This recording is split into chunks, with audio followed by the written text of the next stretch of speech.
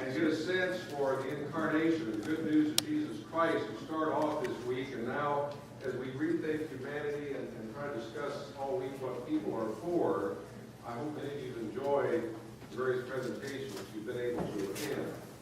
We've enjoyed a variety of presentations, both challenged, encouraged, and informed us as we continue, I hope, on our journey as kingdom people.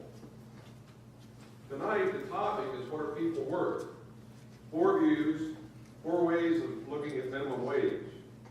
And as it turns out, I don't know who organized, well, I do know who organized this event, because I'm on the committee, but I didn't organize it. They said, Alan, would you introduce these faculty members? And it turns out that each one of them represents one of the things that I love to study outside of my own discipline: history, theology, accounting, and economics. They're favorite subjects of mine, and so it gives me great privilege tonight to introduce you to Professor Mark Edwards, Professor David Globig, Professor Britten here, Gary Britten, and Professor Tom Holsinger-Friesen. Tonight, the way we're going to do this is each one of them will have a few minutes to share their thoughts on this very interesting and sometimes controversial topic. And then if we have time, we'll have a short conversation between the panel, and then if you'd like to have questions from the audience. Before we begin tonight, though, let's go to our Heavenly Father. Almighty God, you have given your Holy Spirit to the church to lead us into all truth. Bless with the Spirit's grace and presence the attendees and participants of this gathering. Keep us steadfast in faith and united in love, that we may manifest your glory and prepare the way of your kingdom through Jesus Christ, your Son, our Lord. Gentlemen? I'll go ahead and start. One thing I find interesting is, even though we have a different opinion on this, several of us actually attend churches at the same place, and we have a lot of things. This area we probably have some disagreement. One of the things looking at this guy, look at it, the first time we had minimum wage was found in New Zealand. In 1894, they started with minimum wage there, that place. The first time it happened in the United States was back in 1938 with the Fair Labor Standards Act. During the Depression, at that time, we found that was a way they felt they gave up the income, help some of the people who were struggling financially. One of the things I looked at is there's over 80 studies I've identified that indicate where there's an increase in minimum wage and also an increase in wage laws. In fact, we have to pay more, there'll be fewer jobs available. Each cost accounting, one of the things that's pretty easy to figure out. If I only X number of dollars to take care of something, and I use it on a certain number of people, there's less to hire other people, so then that probably eliminates some positions. Also, something else that happens with minimum wage, quite often we go with a lot of computers, a lot of mechanization. So one time we had people taking care of elevators going up and down. We started raising minimum wage, now we don't take care of our own elevators. There's a lot of those changes come because of some of these changes. When one of your costs goes up, people find alternative ways to be able to take care of that. One of the things I look at is the fact that it restricts the opportunity to learn skills and good work ethic. Many of you are probably even in education. One of the things I find interesting in education is people, before they graduate, they have an opportunity to go out and teach. And not only do you not get paid for it, you have an opportunity to pay for it. And with the minimum wage, what we're saying is certain groups of people are able to do that. For instance, you can even work in Washington and work as an intern there, unpaid. Yet still, if you wanted to work at a low income bracket, you wouldn't be able to start at low rate and no pay because they require you to have a certain minimum wage. So it's kind of interesting, we have different rules for different groups of people. The thing I observed, it hurts the least skilled workers. Bear in mind that the minimum wage only covers 4.3% of hourly workers. So we think it's a large percent, 1 out of 25 of hourly workers covered by that. An interesting thing I came across with the Thomas Sowell, economist has done a lot of work on this. He said that prior to the minimum wage, young African Americans had 3% unemployment. The overall was 4% in our country. Now it's 29.3%. And if you look at the inner city, it's over 50%. Well, if you have something that's caused that kind of aberration, it makes sense to me just reverse it.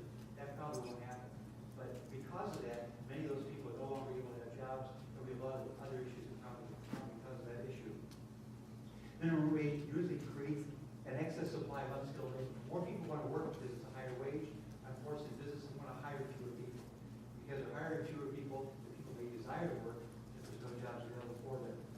One of the interesting things with minimum wage, many of the people getting minimum wage are paid 41% actually live at a home with a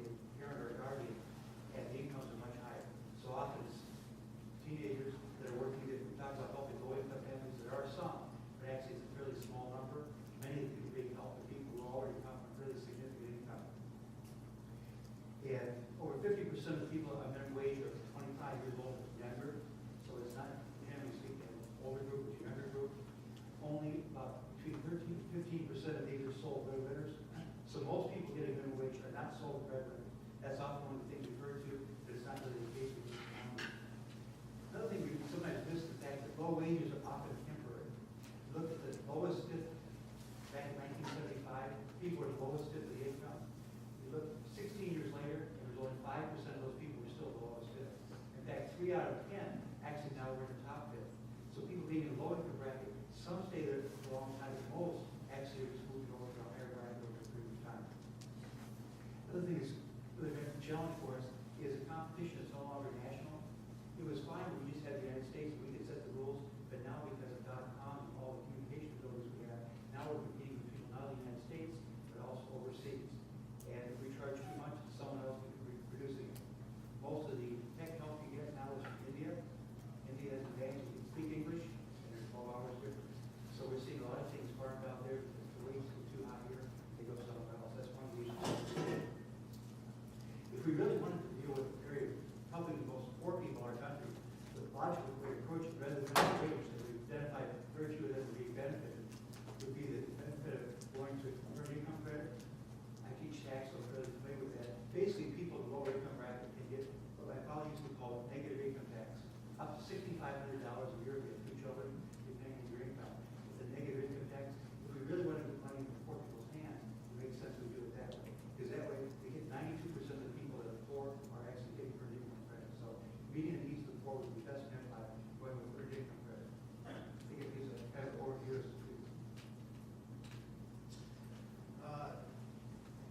all right, so my comments are probably less about the minimum wage in the context in which we debated talked about the minimum wage.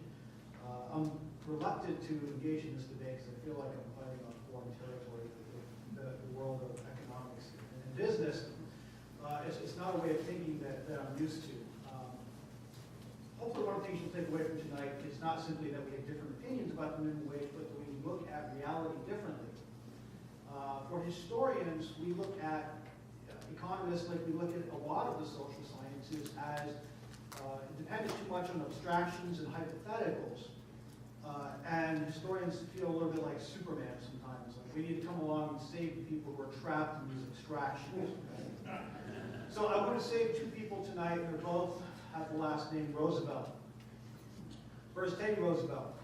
Teddy Roosevelt was the first major political figure in the United States to support minimum wage legislation back in 1912. He was running for the Progressive Party. The Republicans had kicked him out. He was running in 1912. This is what actually Roosevelt said about minimum wage then. We, meaning his party, we stand for a living wage, enough to secure the elements of a normal standard of living, a standard high enough to make morality possible, to provide for education and recreation, to care for immature members of the family, to maintain the family during periods of sickness, and to permit a reasonable saving for old age. Now, why did Teddy Roosevelt support minimum wage legislation as well as Social Security? He's the first president to advocate national health care policy. Why did he do this? Was he a socialist, as some people maintain? In fact, Roosevelt was running against the Socialist Party candidate Eugene Debs, who was also calling for the same kinds of policies. So then you concluded Teddy Roosevelt must have been a socialist, right? Roosevelt himself believed he was a conservative. He hated socialists. He hated communists. He hated all kinds of radicalism. He believed that his Progressive Party platform would prevent the spread of radicalism in the United States.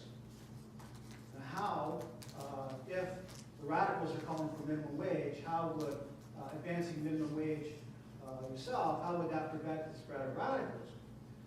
Well, Roosevelt was also a realist, and he recognized that one of the ways that you beat your enemies is through taking over their best ideas and making them your own. He called this the McCafe strategy. And Starbucks knows very well what I'm talking about. We can talk more about this later, but the point I want to make is that Teddy Roosevelt introduced minimum wage legislation because he was trying to save America's free enterprise system by bringing workers back into the free market system and preventing them, or trying to encourage them away from radical movements socialist, communist, and anarchist movements. Now, the other Roosevelt, Franklin Roosevelt, as Dr. Globig mentioned, in 1938, Franklin Roosevelt, the Fair Labor Standards Act, was the first president to institute a national minimum wage, the exorbitant hourly wage of 25 cents, with a maximum of a 44-hour work week, which works out to $11 a week. Understand that the Fair Labor Standards Act was part of a change in thinking on the part of the way the government thought about the economy, and particularly about free markets. Before this time, administrations had concerned themselves mainly with problems of overproduction in the economy, the need to open up new markets. It's under the New Deal that Roosevelt and his brains trust first identifying the problem of what they call underconsumption. Underconsumption simply meaning that people did not have money to buy goods. People don't have money to buy goods. Businesses can't make money because people aren't spending. Businesses have to lay off. There's this kind of vicious cycle.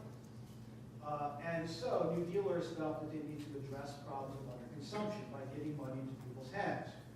Through programs like Social Security, public works programs, and a minimum wage was considered a way that they could stabilize what they call mass purchasing power. Is Secretary of Labor, Frances Perkins, who was probably the key brains truster on this issue. I'll paraphrase her, talking about Social Security. She would say, this act, Social Security Act, will not only provide security for individuals, but this will also stabilize mass purchasing power with which our present economic system cannot survive. And Franklin Roosevelt himself, talking about the Fair Labor Standards Act, would say this: without question, it starts us toward a better standard of living and increases purchasing power to buy the products far manufactured. In other words, much like his cousin, Franklin Roosevelt was concerned about the preservation of the capitalist free market system in the United States. He recognized the way that needed to be done was through addressing problems of underconsumption, and minimum wage was one of the ways in which that would be conducted. In other words, minimum wage was not simply just about social justice or Social Security, it was about saving capitalism. Historians will almost uniformly agree about that aspect of the New Deal. To conclude, minimum wage for the two Roosevelts was about saving America's free enterprise system, not about introducing socialism. To that end, it will be announced tonight the end of the Cold War. Let's stop blaming the liberal communists for messing with our pure free market system, because the liberals have never been communists, and our markets have never been cheap. I appreciate that. I'm Gary Britten, and I appreciate that your very last comment. People tend to think that we need more regulation because nothing is regulated, which could be further from the truth. He's right. We do not have a free market. We have minimum wage. We wouldn't have that in a free market. Let's start with some basics. We're talking about people here. You can get into the math and the models and those kinds of things. I expect me to do any of that because I can't do any of that. I'm not an econometrician or anything like that. But we're dealing with people, and we're sinners. Not angels, not demons. Employees aren't perfect. Employers aren't perfect. Employees want to sell what they have to sell, which is their labor. Not themselves, by the way. I really didn't like the title that said, what's the person working? God knows the answer to that. Market certainly doesn't. But if you sell your labor, you want to get as much as you can for as little as possible. That's the idea. Like you spend some time with your family and those kinds of things. Time at church. The employer, on the other hand, does the same thing. They're the buyer. They want to get as much for as little as possible. Those two negotiate freely, voluntarily, and they wouldn't enter the transaction if they didn't both believe, at least from before, that they would be better off as a result of it. Well, that's where minimum wage comes in, because obviously there are certain politicians who don't think they're up to that task. And one or the other of them ought to be protected.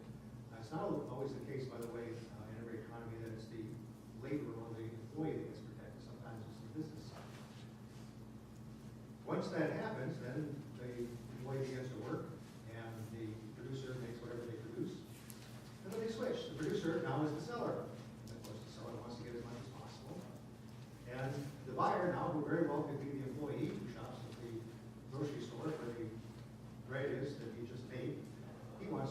as much as possible or as little as possible. It's all the same. Everybody's doing that all the time. It's part of living in a fallen world. It's simply the way it is. The minimum wage, unfortunately, does not guarantee that anybody is going to get anything.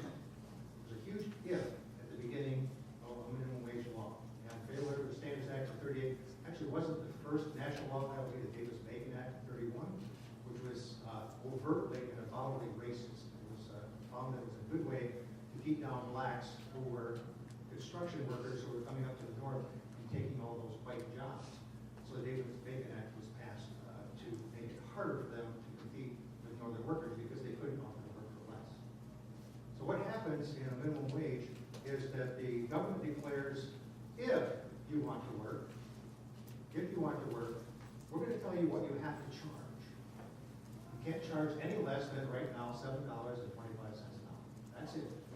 It's illegal. We're outlawing any transaction that you want to enter into where you would freely take less than $7.25 an hour. In Michigan, it's $8.15 right now.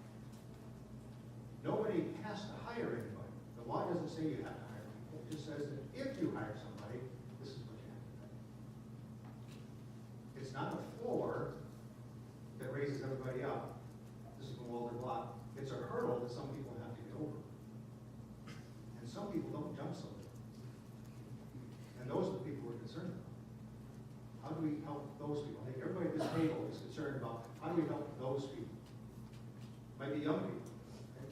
You're college students, right? You're on a path to something because you think that being educated will improve your chances of getting a better job and supporting your families and doing all those wonderful things. How does somebody who doesn't have your privileges do that? Well, usually it's getting that really low-end job, learning how to work, how to show up on time. That's right. Be respectful. Treat your customers right. Get that reference letter. Move on. Find the ladder of success. Minimum wage knocks off the bottom rungs of the order. How are you going to get that education otherwise, that training? So much of the recent research actually focuses on that and looking for the effect of that lack of training and opportunity early on in young people's lives and what it does to them later on when they don't have that head start. They can't really get rolling until they're in their 20s and sometimes not at all. They never actually do get rolling. Mark mentioned that initial 25-cent minimum wage. Wow. Okay. And then a quarter. We don't talk about what you could get for a quarter back then. But that little minimum wage devastated Puerto Rico. Because their wages are so low that that was high. And that's the problem with minimum wage. We're talking about a national minimum wage. It applies every place, no matter what the cost of living is, no matter what the normal wage rates are. Things are different in Boston and Los Angeles than they are in Biloxi. Flyover country. Not the same cost of living, not the same wage rates, not the same affluent buyers, so you can just raise your prices and cover any increase in cost. Very, very different. The minimum wage does not take, national anyway, does not take that into account. So it doesn't have much of an effect on Massachusetts.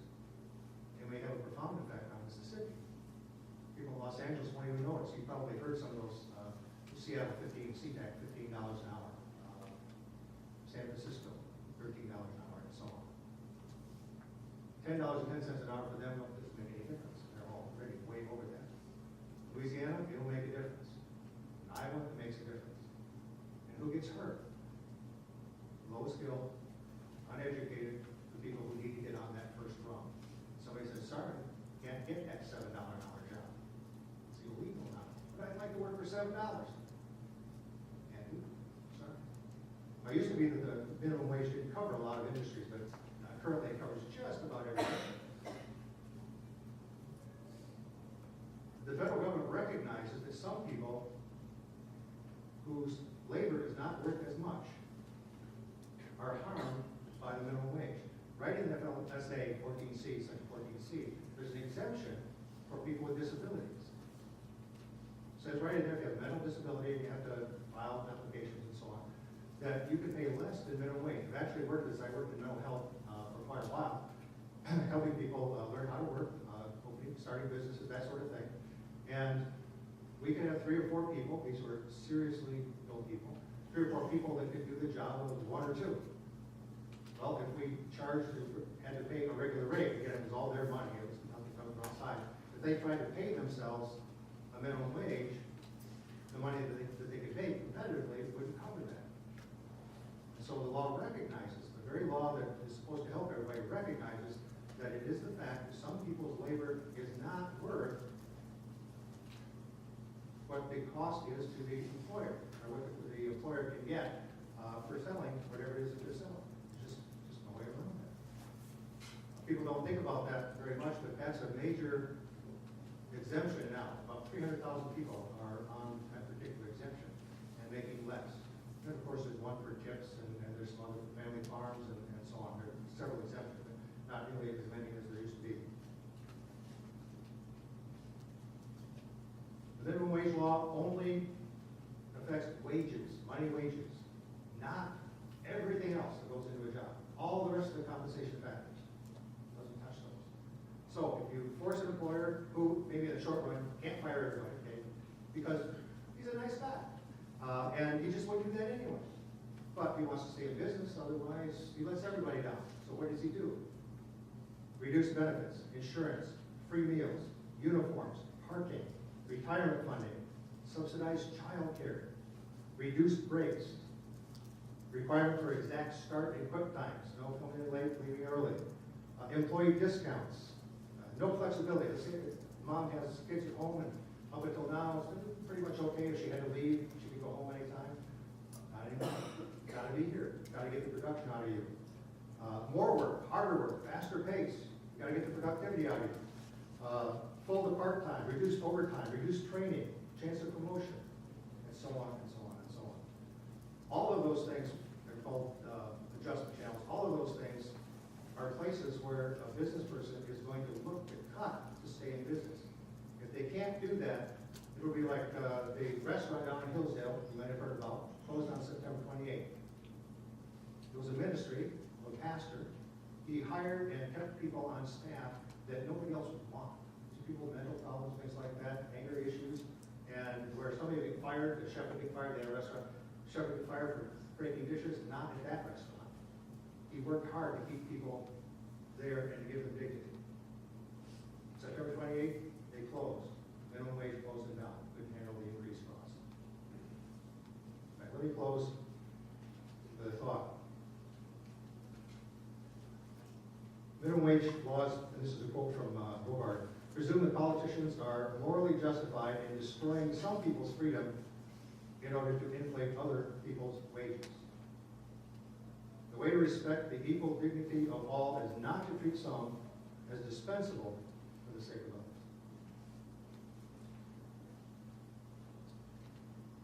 Thank you very much. My name is Tom Holsinger-Friesen, and delighted to be here. And even though I like Mark, feel like I'm on the visiting team, economics is not my first language, but so I'm trying to reach back in the history of my time. I was a finance major way back in the day, and those are, unfortunately, my wife balances the checkbook. I'm embarrassed about that. But anyway, be that as it will, I would agree that with Dave, there's a lot of common ground that I feel that we have in common here. Certainly, like Gary mentioned, it's about people. It is about people and flourishing and dignity. And I would like to focus on the question, the bigger question focus, what are people for? And so I guess I'd like to start off with maybe a couple rhetorical questions at least.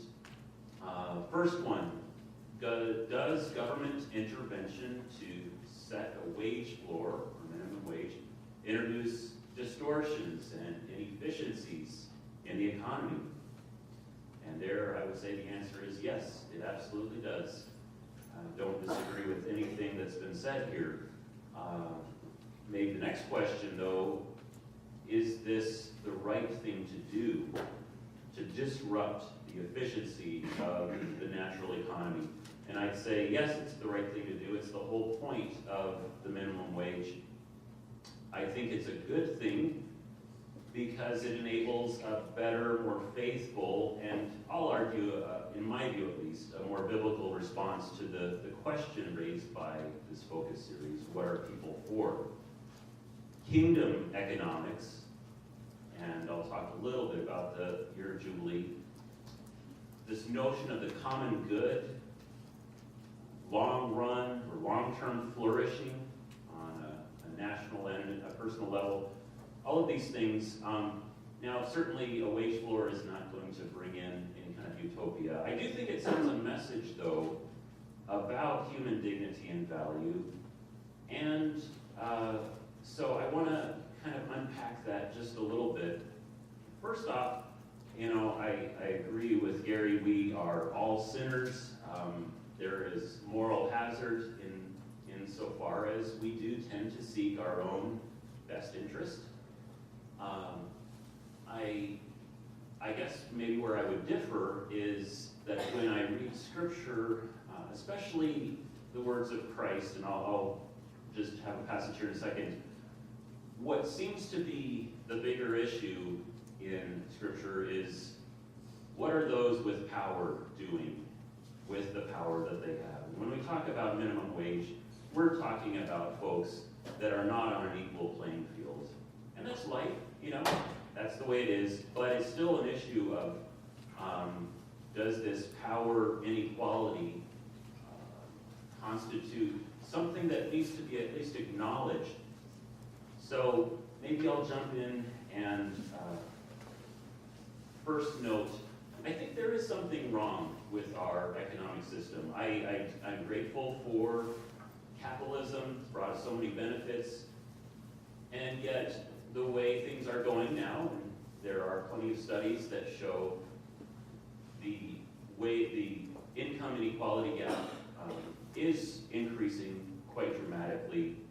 There are all sorts of studies, but just quickly, one University of California economist estimates that between 2009 and 2012, the top 1% captured 95% of total economic growth.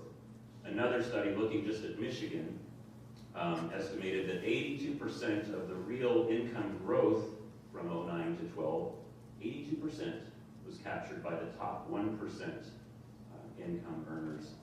I don't think that's healthy in the long run, and I don't think it sets the stage for the kind of society where we have a place of common ground and we acknowledge our responsibilities, our duty to one another, living in society. The passage of Scripture that I'd like to share here, Luke 4, Jesus, after he is baptized, tempted in the wilderness for 40 days, goes to synagogue, stands as is his custom, and reads these words from Isaiah 61. The Spirit of the Sovereign Lord is on me, because the Lord has anointed me to proclaim good news to the poor.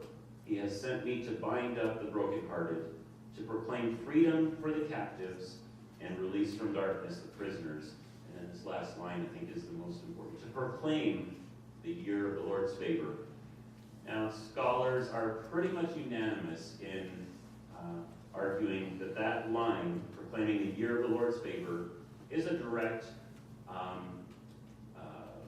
allusion to the year of Jubilee, as outlined in Leviticus 25. This was a year, the 50th year, when the kind of hit the reset button on things.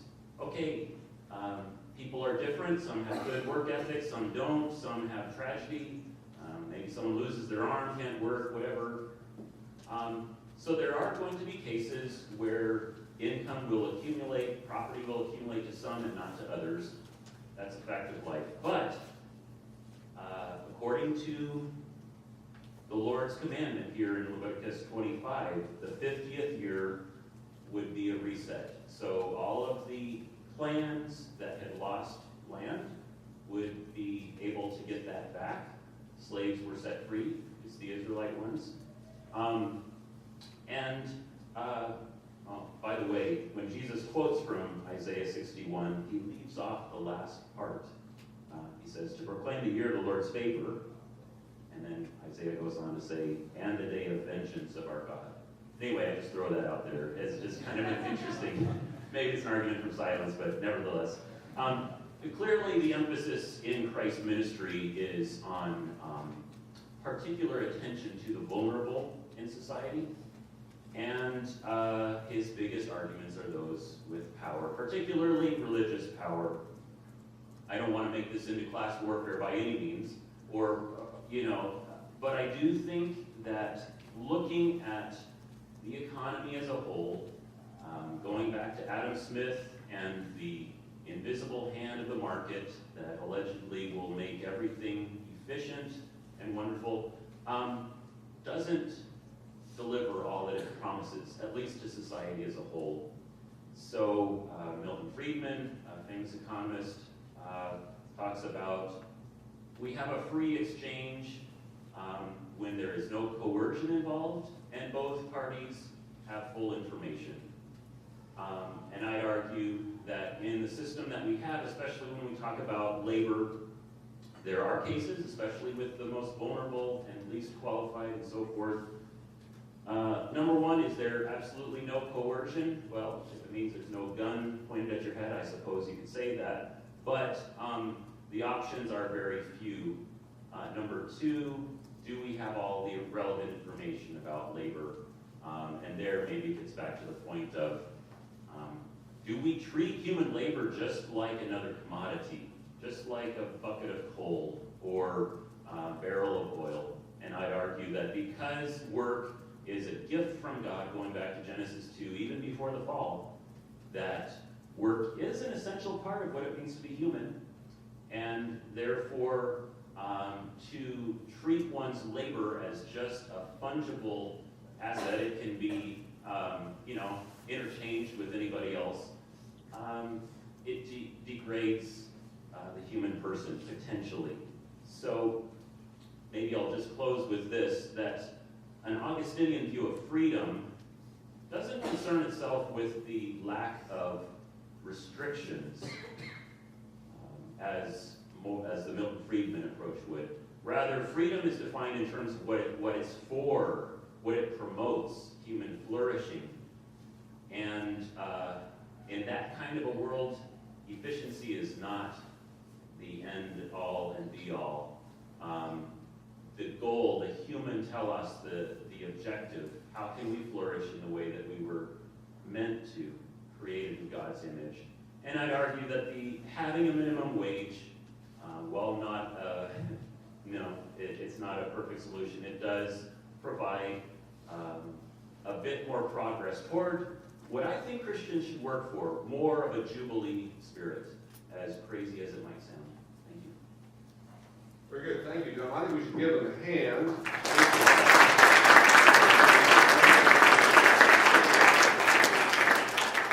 So what is your pleasure, gentlemen? Should we open this up to questions, or did you want to converse among yourselves publicly here, or what are questions? All right. Notice the historian is directing us. How about a question? Do we have a question from the audience? Surely there's lots of questions. I have the same thing in my classes. All right. Yes, sir. We'll hand this down to you, man. Maybe state your name and your question out loud. Oh, hi. I'm Luke Lauterbach. Dr. Globig, you mentioned that a negative income tax might fix the problems the minimum wage doesn't. But wouldn't that cause the same problems? Because once the poor start having more money, prices go up anyway. No. Oh, yeah. If we really want to help the poor, as was mentioned, the way to do it is not raise the minimum wage. All we do there is people lose jobs. The very people that need the work, people on earned income credit, the ones that have the greatest need.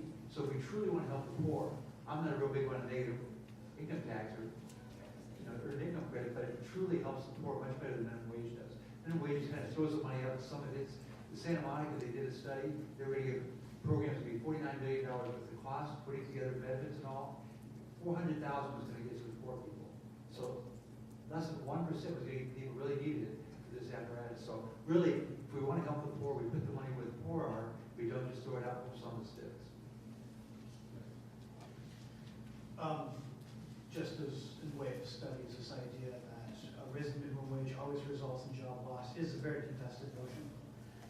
There is estimates by the CBO that if minimum wage was raised to, say, $9 an hour, it would result in the loss of 100,000 jobs.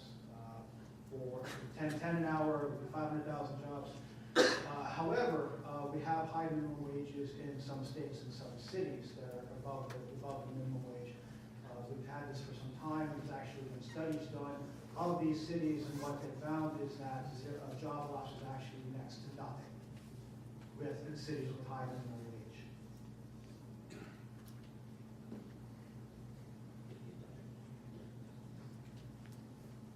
The issue of unemployment caused by minimum wage is contentious, and the economists are battling it out. And this is where the econometrics and the rest of that comes in. And I don't pretend to be qualified to speak to that. But whenever you're deciding or concluding that something causes another thing, you have to hold everything else constant. And that's what they've had trouble doing. They can't manage to get all of the other variables figured out, especially variables that themselves may have been caused by previous minimum wage issues. Now, one of the things that you hear is that minimum wage doesn't cause much of a change in unemployment. You're right. Why? Because hardly anybody gets minimum wage. Again, we're talking about people, and if you're the person who loses your job, you're not thinking about all the people who get an extra dollar. You lost your job.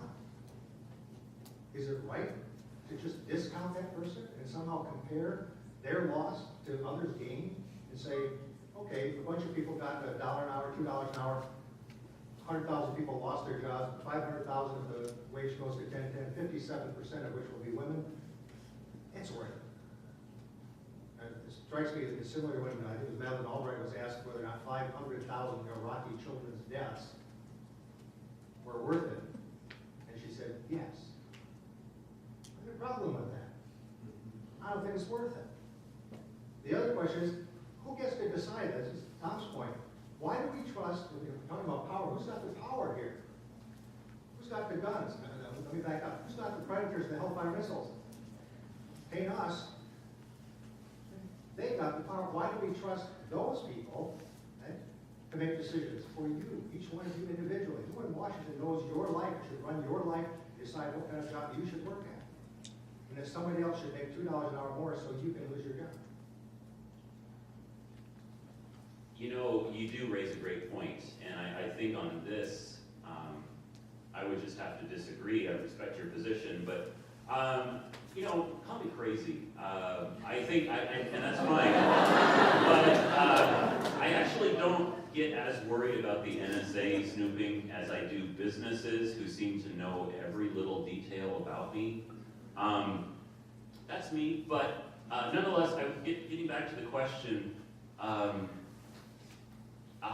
the models that I've seen, very little, do suggest that jobs are lost when a minimum wage is introduced or raised, whatever. And I concede that if that's true. I do think that there is responsibility that we have to look out for those who will not be employed because the wages are too high, the minimum wage is too high. And I agree with the earned income tax, I think, is one of those options.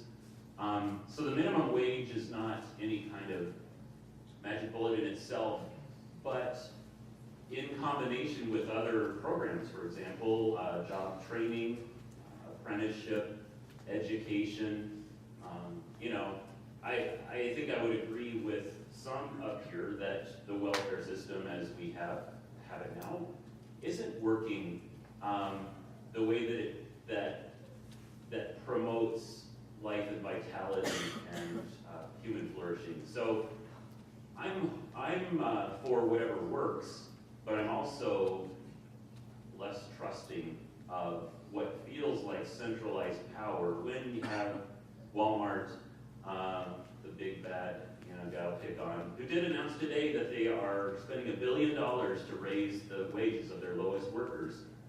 $1 billion. And they brought in $127 billion last year in profits. And the six, I Well, okay, I'll show you the stats that I've got at least. And the 6 heirs of the Walmart fortune are worth a combined $140 billion, who, sorry for maligning them, but they gave a grand total of 0.04% of their money to their family charity. So, yes, I'm suspicious of big business. I'll just come right out and say it. Just one more point. The same CBO which said if we raise minimum wage to $10.10 an hour, that 500,000 jobs would be lost, also said that 16.5 million Americans would actually see their wages go up. I don't think that's a small number. Hey, you have something on that we do have another question. One thing I want to mention, we talk about Michigan 8.15 being a minimum wage. That's not truly the minimum wage. Unless you have to be a student at Spring Arbor University, you work somewhere else, you have the opportunity for you to pay Social Security, and your employer will match it.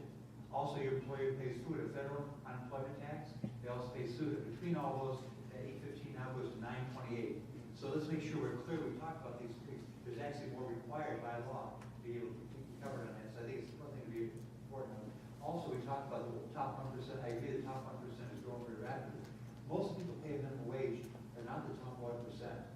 For instance, the Walmarts, actually they like the minimum wage going up because that means their competitors raise their price, and they're already above that, so it doesn't hurt them. So we sometimes think that they're going to be better off, they're worse off with minimum wage, they're actually better off with minimum wage because their competitors not going to raise the prices and they get more sales. So sometimes it gets convoluted who's benefited with minimum wage going up. Thank you. Let's go to another question here. Yes, sir. Hi, my question is for Dr. Britten. You talked about the adjustment channels, like so things that employers will do when they don't have enough money. And most of the things you listed a lot of things like childcare, wages, or workers, but you didn't mention the employer's salary. And so my question is, how much, especially like a Christian business person, how much should they be willing to give in order for the human beings that they employ to live well? And so what do we do with that? I think what you're asking is, at any particular time, this is like I'm sitting there on Sunday morning, and the Lord loves a cheerful giver. I should decide what the Lord wishes me to do with His resources with which He has entrusted me. Right? No problem with that.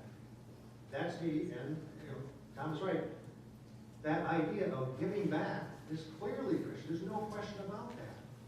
But where do we? Why would I get credit if somebody forces me to do that? Well, And why would you get credit if you voted to have somebody else force me to do that? So I agree. It's up to, I don't know, how many kids do I have? I mean, it matters, what my obligations are and so on and so forth. If you're looking for percentage, I'm obviously not going to come up with that. But yeah, absolutely. A Christian business person should do that. Unfortunately, the Christian business person down in Hillsdale who had tastes of life is out of business. And his ministry is gone because he couldn't raise prices. He was working right at the margin, and it put him out of business. Yeah, the Lord certainly does love a cheerful giver. I guess where I would come back is to say, in the year of Jubilee, which Jesus refers to, it absolutely is compulsion that in the 50th year, slave owners do release their slaves, that those who got land fairly or unfairly, it doesn't matter, it goes back. That there is a fundamental level of justice and fairness that is a more important principle than just freedom as determined by, on an individual level, what my conscience says I should do. That from the gospel standpoint, the economy of the kingdom of God is a lot more radical than I think we often give credit to. Thank you, Tom. We have a question back here. Yes, sir. You mentioned the growing income disparity. Do you think that minimum wage is really an effective tool to close that gap? How much do you think that would actually do?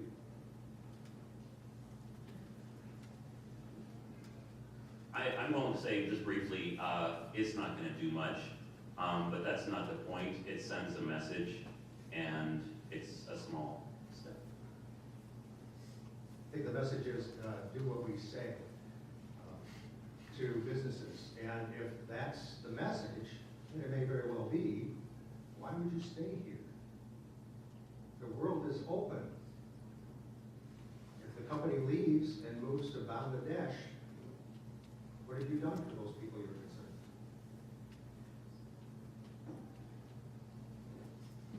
One of the issues with doing that is you throw people out of work. And people out of work, one of the articles pointed out, really the key thing is skills, skills, skills. The margin between a high school education and college education is stated that it's not growing a little bit.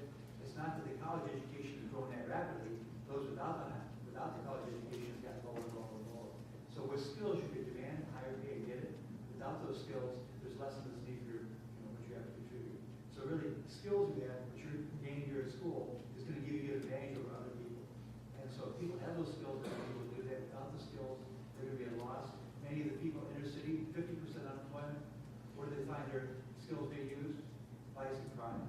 They can't find a job, so they find other places where they can actually contribute, not positively, but contribute, and they take that advantage instead. All right, we have a question back here. Yes, sir.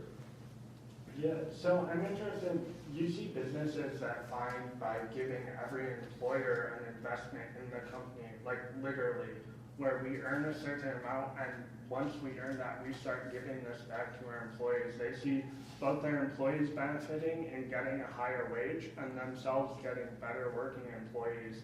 And isn't that a better way, mandating that sort of business practice to raise the wage than just giving money to people just because?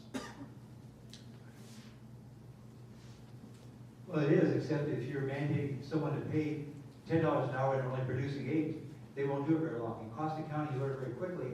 If it's costing you more than you're benefiting, you stop whatever you're doing. And that's why things have been shipped overseas, because if we don't, pretty soon the whole business goes under. So therefore, in order to be able to stay viable, we've got to find a way to be competitive. Now, we do that by computerizing, going many other directions. We cannot pay more than people are producing. If you do, you go out of business, then no one has a job. So we need to be productive, treat your people well. If people were treated well, we have far less difficulties. But unfortunately, people always want more. As humans, aren't we always greedy? No matter what we have, we want how much you want, just a little more. Okay, thanks, Dave. Good job, Joe. There are a number of issues that kind of begin to stem pretty far afield from the basic question about minimum wage. So if you set minimum wage aside, you start thinking about some other issues. I'm struck, Dave, with a comment that you just made about, people looking at life of crime and other kinds of things in the inner city. In light of economic decisions, which was Gary's point, over a number of decades, that's actually a fairly rational decision. I mean, compared to minimum wage issues. So how do we address that? That seems to be a larger issue than the market alone is capable of doing, because it makes perfect business sense for the company in question to move out of that neighborhood and out to the suburbs or down to Arizona or something like that. And yet there are lasting impacts to that. And I think that some of where the minimum wage kind of crusade has come from, it's not just minimum wage across the country, it's particular minimum wage workers in kind of urban areas who are using that minimum wage not as skill development for young people, but as the only legitimate jobs available in the market.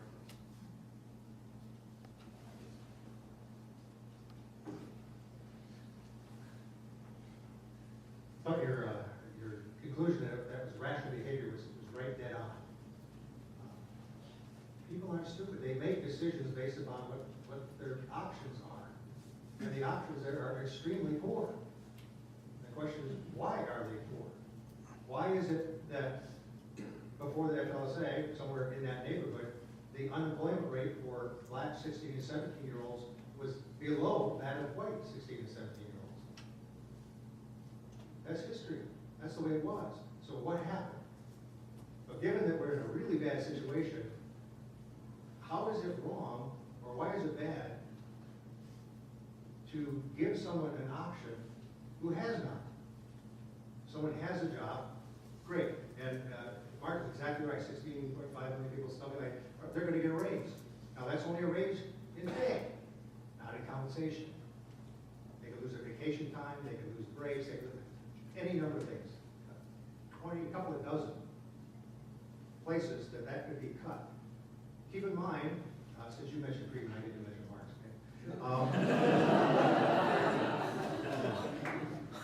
That what, it's not only the people who are working, there are two groups here, there are people who are working, and it affects them, obviously. Some of them are going to lose their jobs, some a lot. A lot of the jobs are going to change a lot. But there are going to be people who weren't working, who look at that $10.10 a rare and go, hey, I like that job. No, I wasn't going to watch it over, but I like that job.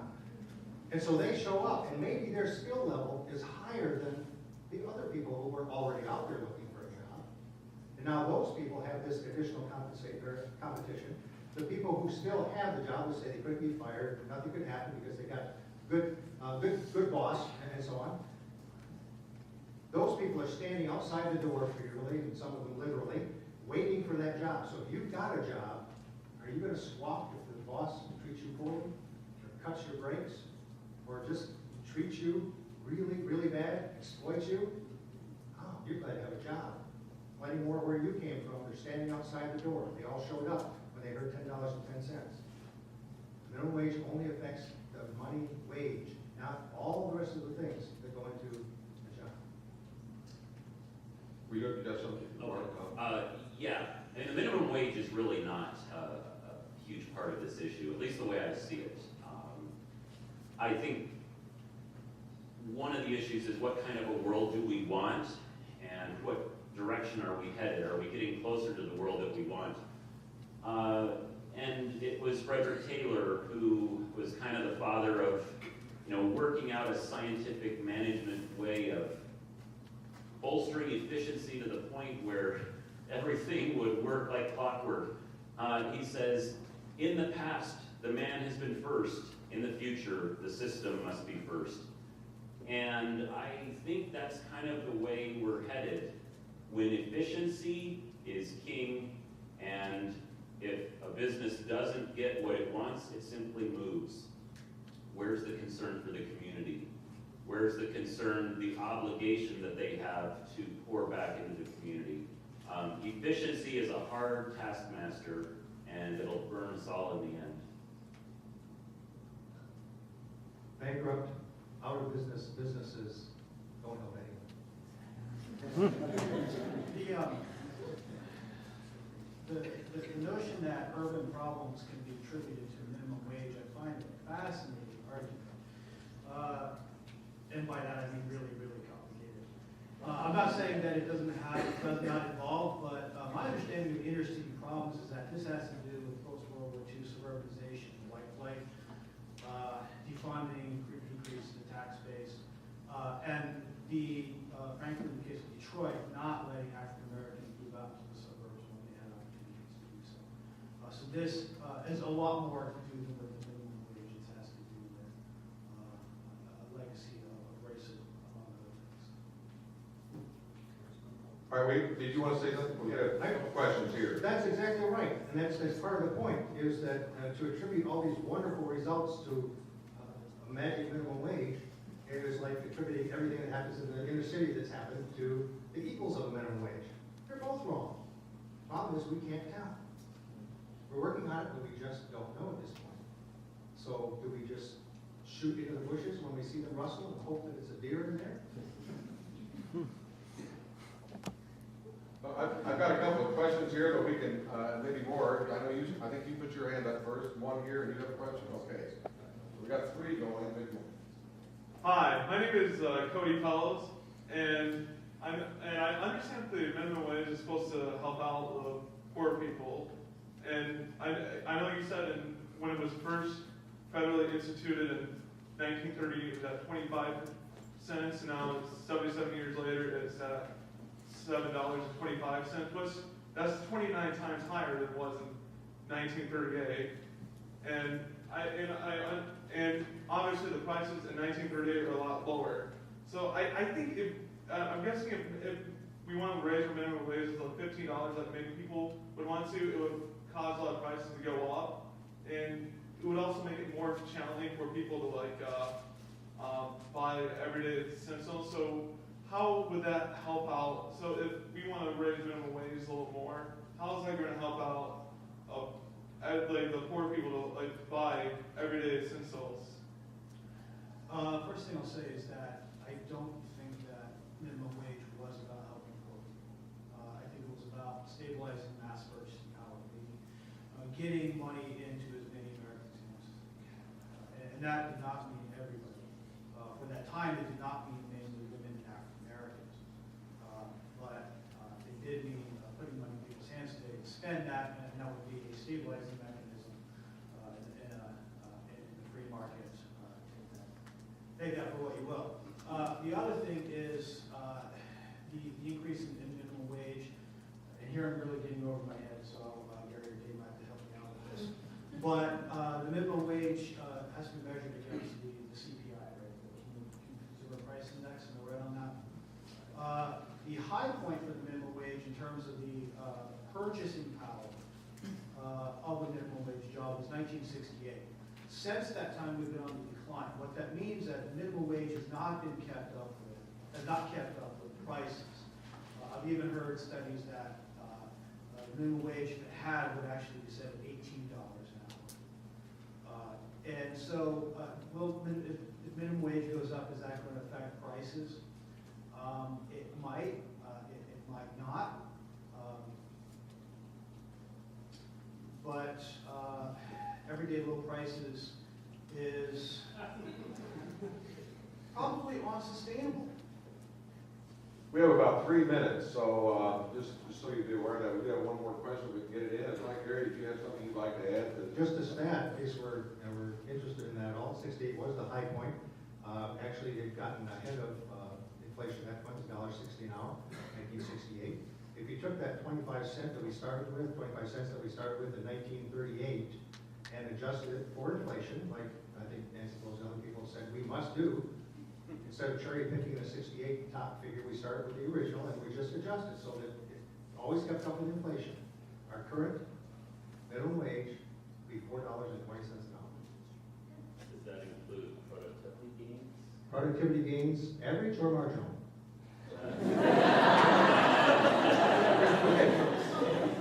What do you think? I'm thinking that you probably got the word productivity gains, and somehow that ought to be tied to minimum wage. Yes, That it should. that figure is a marginal rate, which means that the productivity of the people who are making minimum wage is not what's being measured. It's everybody. And at the top end, people are college educated, people who know about computers, their productivity has gone up like gangbusters. And so the average is much higher, but it's not as a result of the productivity of poor people who are now out of their jobs, and because they're not very productive, that's hard to find another one.